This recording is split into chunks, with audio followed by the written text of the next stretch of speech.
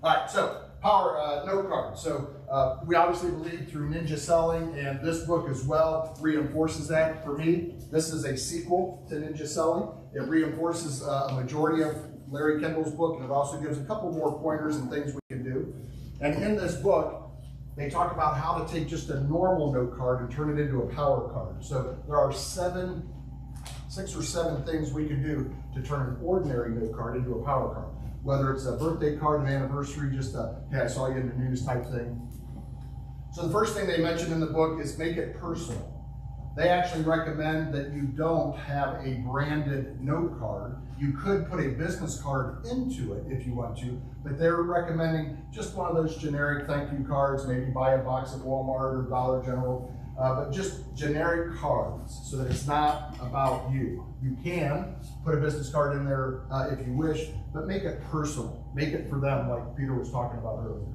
Number 2, they do recommend that you use blue ink. I like black ink, but for my note cards, I will use a fine point Sharpie blue ink. It's more professional, and studies show that it's more classy.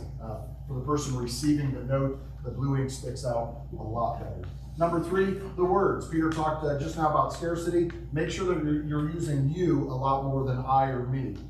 You notice somebody got a news article or promoted that you'd say, hey, you got promoted, congratulations. You were the best coach for the tennis team this year. You did this, you did that. Keep in mind that we're wanting to make sure that they're the ones recognized, not that you're the one patting yourself on the back. Number 4, specific in praise. Just a sentence, maybe a phrase in the note card, maybe a unique quality they possess, or a talent or a characteristic that you would like to be. Hey, you did such a great job raising your kids. I hope to be a parent like you with my children. Or you did such a great job teaching my children. I hope that teachers that come after you will do as good of a job as you have. So be specific in the praise that you're giving the person that you're writing the note to. Number 5, the power of positive leverage. Identify the characteristic that you want to improve or have what they exude. So we mentioned that about being specific and praise. These two kind of go together. What do they have that you're looking at them as a mentor or as a guide or as a teacher?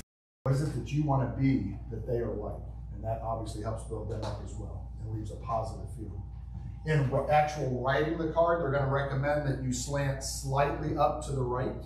Studies have shown that that gives the best positive reaction. So slightly upward, slanted to the right.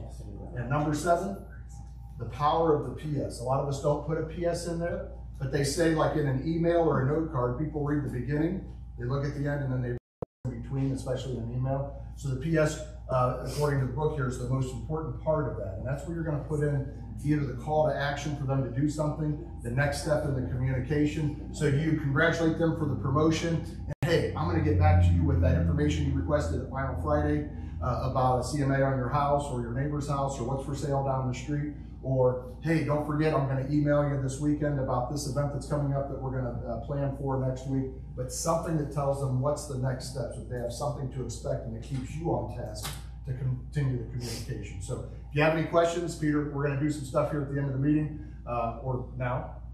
In a little bit. In a little bit. So certainly try to remember these 7 things: the blue ink, the writing slightly up to the right, specific and praise, identifying the characteristic that you admire in them. Those type of things. So 2 a day. The book that we're reading for this month, I just came across it, mentioned also put their name, which I don't ever do. You know, I open the card and I'm like, hey, congratulations on blah, blah, blah, blah, blah. But I don't ever put their name in it. And they say you need to make it more personal by saying, you know, oh, Susan, I saw da da da da da. And then that kind of hits home a little more too. That's on a more personal level. For sure, yeah. It definitely talks about in the 7 out using their name somewhere in the beginning. Hi, so or hey, so and so. For sure, make it personal. Make sure that they know it's about them. For sure. All right, see me if you have